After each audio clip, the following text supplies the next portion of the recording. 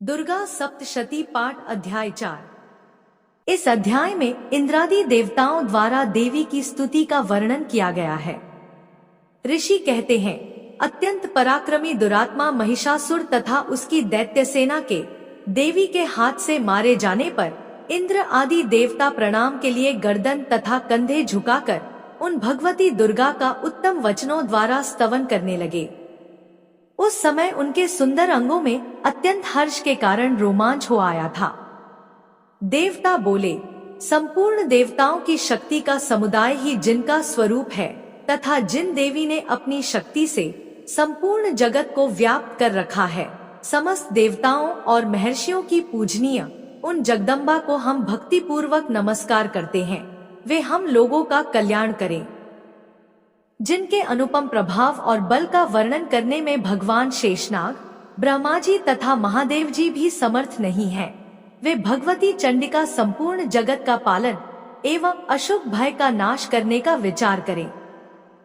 जो पुण्यात्माओं के घरों में स्वयं ही लक्ष्मी रूप से, पापियों के यहाँ दरिद्रता रूप से, शुद्ध अंतःकरण वाले पुरुषों के हृदय में बुद्धि रूप से, सत्पुरुषों में श्रद्धा रूप से तथा कुलीन मनुष्य में लज्जा रूप से निवास करती हैं, उन भगवती दुर्गा को हम नमस्कार करते हैं।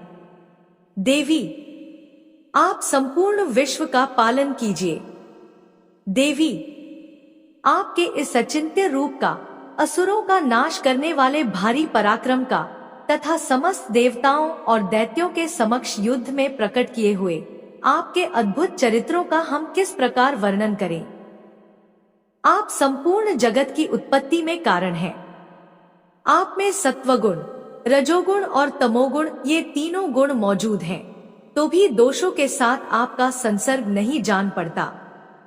भगवान विष्णु और महादेव जी आदि देवता भी आपका पार नहीं पाते। आप ही सबका आश्रय हैं।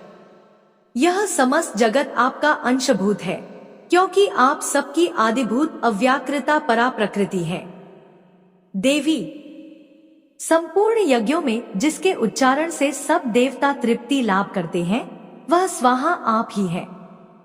इसके अतिरिक्त आप पितरों की भी तृप्ति का कारण हैं, अतएव सब लोग आपको स्वधा भी कहते हैं।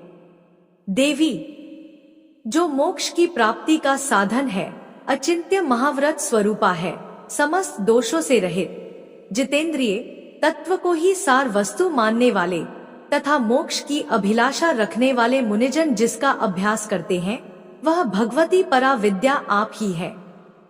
आप शब्द स्वरूपा हैं, अत्यंत निर्मल ऋग्वेद, यजुर्वेद तथा उद्गीत के मनोहर पदों के पाठ से युक्त सामवेद का भी आधार आप ही हैं।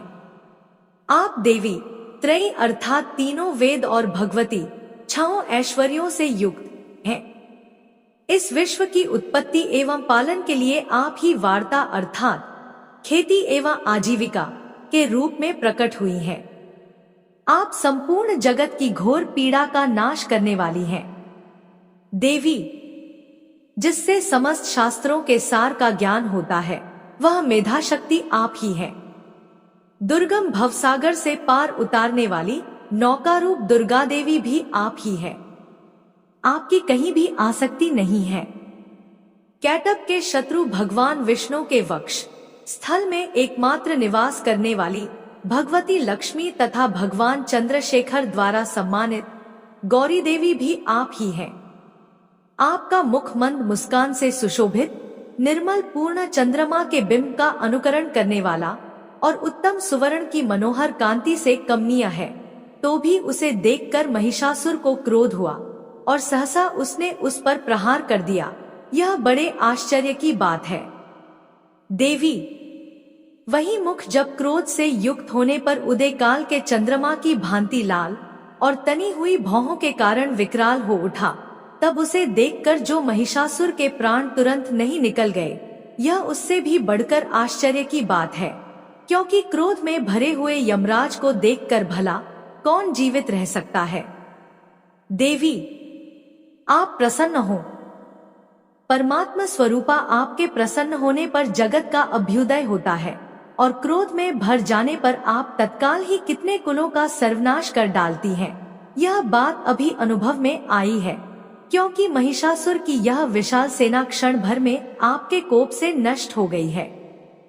सदा अभ्युदय प्रदान करने वाली आप जिन पर प्रसन्न रहती हैं, वे ही देश में सम्मानित हैं। उन्हीं को धन और यश की प्राप्ति होती है। उन्हीं का धर्म कभी शिथिल नहीं होता तथा वे ही अपने हृष्ट पुष्ट स्त्री, पुत्र और भृत्यों के साथ धन्य माने जाते हैं। देवी, आपकी ही कृपा से पुण्यात्मा पुरुष प्रतिदिन अत्यंत श्रद्धा पूर्वक सदा सब प्रकार के धर्मानुकूल कर्म करता है और उसके प्रभाव से स्वर्गलोक में जाता है। इसलिए आप तीनों लोकों में निश्चय ही मनोवांछित फल देने वाली हैं। माँ दुर्गे, आप स्मरण करने पर सब प्राणियों का भय हर लेती हैं और स्वस्थ पुरुषों द्वारा चिंतन करने पर उन्हें परम कल्याणमयी बुद्धि प्रदान करती हैं। दुख, दरिद्रता और भय हरने वाली देवी, आपके सिवा दूसरी कौन है जिसका चित्त सबका उपकार करने के लिए सदा ही दयार्द्र रहता हो। देवी, इन राक्षसों के मारने से संसार को सुख मिले तथा ये राक्षस चिरकाल तक नरक में रहने के लिए भले ही पाप करते रहे हों, इस समय संग्राम में मृत्यु को प्राप्त होकर स्वर्गलोक में जाया, निश्चय ही यही सोचकर आप शत्रुओं का वध करती हैं। आप शत्रुओं पर शस्त्रों का प्रहार क्यों करती हैं? समस्त असुरों को दृष्टिपात मात्र से ही भस्म क्यों नहीं कर देती? इसमें एक रहस्य है। ये शत्रु भी हमारे शस्त्रों से पवित्र होकर उत्तम लोकों में जाए, इस प्रकार उनके प्रति भी आपका विचार अत्यंत उत्तम रहता है। खड्ग के तेज पुंज की भयंकर दीप्ति से तथा आपके त्रिशूल के अग्रभाग की घनीभूत प्रभा से चौंधिया कर जो असुरों की आंखें फूट नहीं गईं, उसमें कारण यही था कि वे मनोहर रश्मियों से युक्त चंद्रमा के समान आनंद प्रदान करने वाले आपके इस सुंदर मुख का दर्शन करते थे। देवी, आपका शील दुराचारियों के बुरे बर्ताव को दूर करने वाला है। साथ ही यह रूप ऐसा है जो कभी चिंतन में भी नहीं आ सकता और जिसकी कभी दूसरों से तुलना भी नहीं हो सकती, तथा आपका बल और पराक्रम तो उन दैत्यों का भी नाश करने वाला है जो कभी देवताओं के पराक्रम को भी नष्ट कर चुके थे।